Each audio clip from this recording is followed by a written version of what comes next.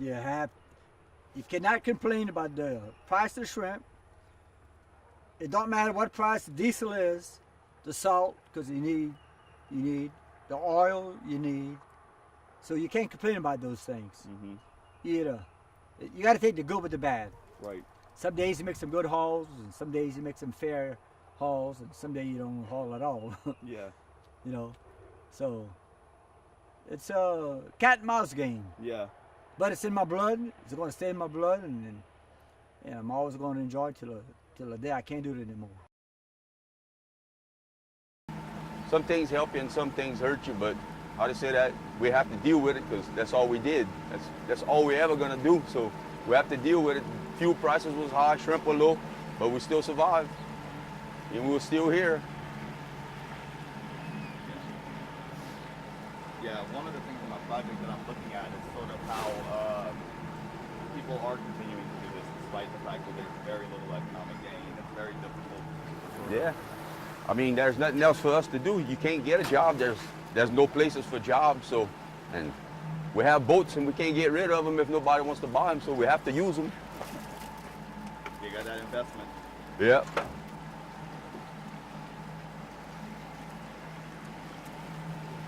Did your daddy troll? Yeah, my daddy did that all his life. That's why I learned it from.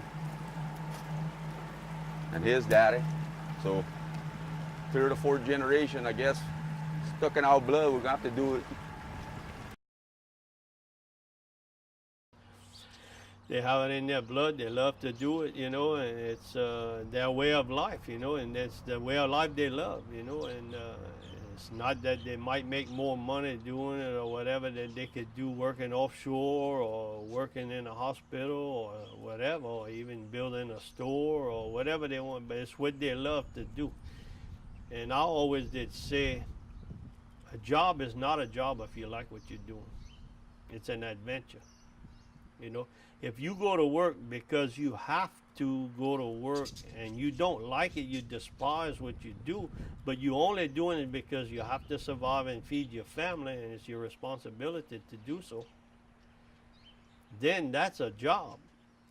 But if you go out shrimping and you love to do it because you're out there, the scenery is beautiful, the ocean's pretty, the water, the land, the different animals you see, the dolphin, the seagulls flying, there's just so much beauty out there.